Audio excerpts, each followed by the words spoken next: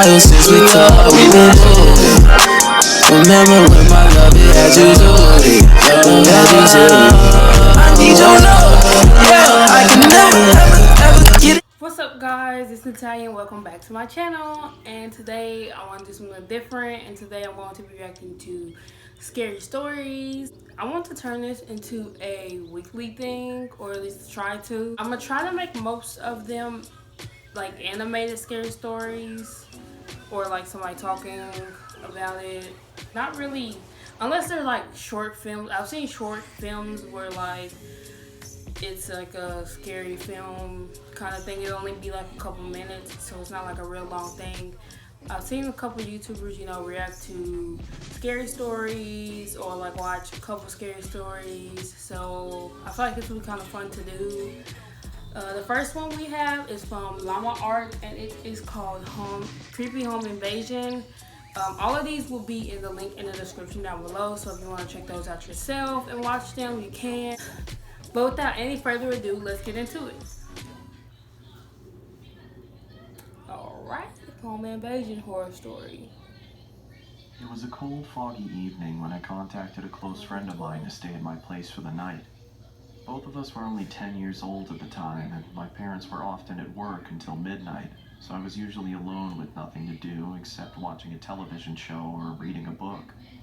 My friend Alex had agreed to come over and brought a game of Monopoly to pass him the time.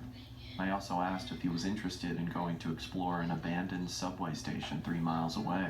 What? He seemed excited at first, so kind I of planned what? to go on the trip in the morning. I'm not finna visit no abandoned subway and it's only me and one other person. Abandoned in 1932 after the market crash in 1929. I was very fascinated about its history, but never got the chance to go inside after my parents had warned me not to enter. As I quietly slept in my bed, I heard what sounded like a gunshot coming from the forest behind the house. Whoa. Both of us woke up, frightened after what we had heard, and I told my friend not to worry, as hunters tend to go into the forest on frequent occasions, but when I checked the time, it was 11:39 p.m. This seemed very unusual, as hunters only came into the forest between 8 p.m. and 10 p.m.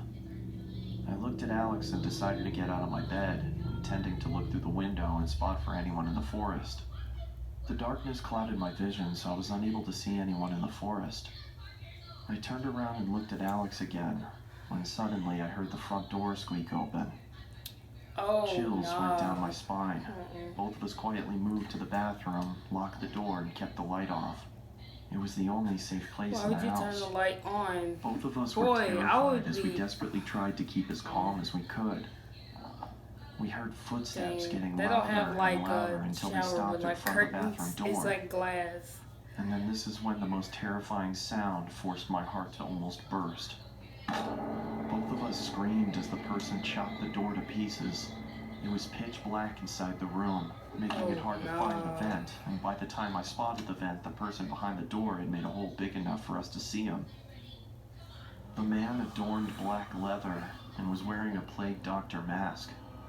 I scurried back to the vent, but it was too high above the floor for us to reach it, so Alex told me to go first because he was the strongest.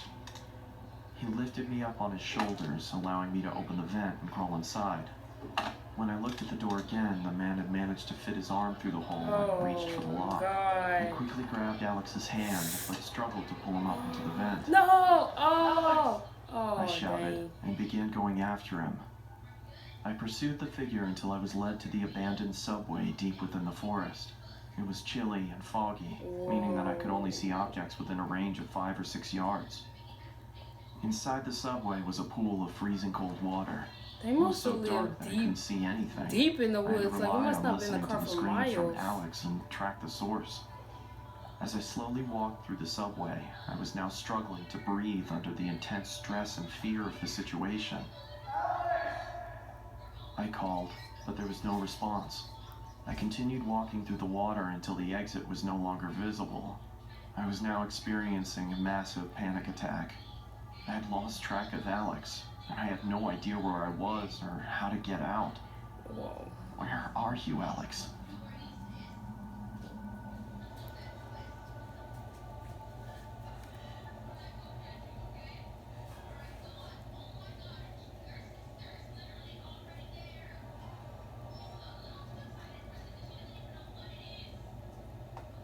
Oh, no. Whoa, that was the first one. That was crazy and kind of bizarre. uh, this is my dog, Pepper. Say hi, Pepper. She was so bad. Couldn't be me. Your parents working that late and y'all out in the middle of the woods. I'm not gonna dwell into this for much longer. Let's go ahead and check out the second clips. These are from Wancy Entertainment. I'm gonna react to 2 of theirs, just to kind of make this video longer, if you know what I'm saying. So the first one we're gonna be reacting to is True Creepy Stalker Horror Story, and then the second one is gonna be Creepy True Coincidence Horror Story. So let's check it out. When I was around 14 years old, I always went on the internet, and I had this app called Discord. After a while of having Discord, I met a boy named Luke. We started talking for a while, and one day he asked me what I looked like. Without thinking, I sent him a picture of me. He told me that I was beautiful and that he loved my long dark hair and how I did my eyeliner. I just said thanks, thinking nothing of it. Around a week later, he told me that he loved me, and I felt the same way about him. We had so much in common. Luke was very good looking too. He had a different style from normal people. He wore a mask and always wore the color black. A while later, I realized it started becoming too much for me. He would always ask me personal questions like where I lived, and I told him I lived in California. He also lived in California and said he wanted to run away and meet me. He said that our relationship was going to get real. We kept talking every day, and he got so overprotective and would text me every few minutes. One day, I was home alone because my parents were on a trip to celebrate their 20th anniversary. I didn't mind until it became nighttime. It was so dark outside, and it gave me the chills. I decided to close all the windows and make sure that the doors were locked. I sat in my living room and watched some TV. After around 20 minutes, I heard a knocking sound coming from the window behind me. I realized I didn't pull the blinds over it and that some kids were probably playing tricks on me. I got up and went to the window. As I got closer, my heart kept beating faster and faster. I looked out the window and no one was there. So I just closed it with the blinds and sat back down. After that, I got a message from Luke. He said, "Let's meet up now." I told him I was busy and that I couldn't, but he said that I wasn't and that he could see me. I felt so afraid and told him to stop scaring me because I was home alone, which I really shouldn't have told him. I asked him how he knew where I lived, and he told me that he looked on Snapchat and found my exact location so he could meet up with me whenever he wanted. Oh, Lord. I was so afraid. Now I want to turn my location off on my Snapchat. I heard a knock on the door, and a teen boy's voice tell me to open the door. It sounded so attractive, and I knew that it had to be Luke. I stayed still and didn't know what to do. I was home alone, and no one could defend me when I'm alone. I texted him and told him to leave me alone now. Luke knocked again and said he wasn't going to leave. I finally got up and opened the door. There he was, standing there, ever so tall. He smiled and bit his lip and invited himself in. I told him several times to leave, but he didn't listen. Then he went quiet. It's always the cute ones that are crazy, y'all. He ripped his mask off to reveal all the scars he had around his lips. I froze in shock and told him to please leave now. I was so angry, I didn't even care. Then he smiled creepily and ran downstairs to the kitchen, and I ran after him. He was holding a knife and then ran after me. I ran outside, hid in the bushes, and called 911 as fast as I could. The police arrived quickly. They found him. But what was even more creepy was that he smirked at me when they took him to their car. I called my parents shortly after and told them everything, and they came home. I never want to stay home alone again. It creeps me out. I deleted Discord and blocked him before I did. Having an internet boyfriend will haunt me forever. And I will never forget the creepy smirk he gave me. That's why you gotta be careful what you do on the internet, y'all. Y'all better be careful what you do on the internet, because there's some real creeps out here. Don't matter how cute or whatever, you never know a true person just from texting.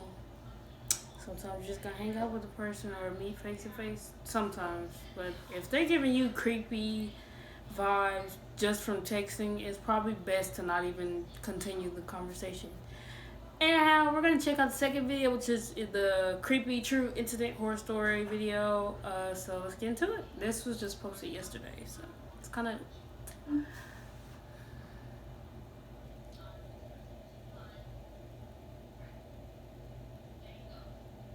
This happened to me in 1970s. To be exact, it was November 23rd, 1971. I was 20 years old at the time and I was really down on my luck. I was living in Portland, but I'm from Seattle, and I'll be going home very soon. I had lost my job and was about to be evicted from my apartment because I couldn't pay the rent.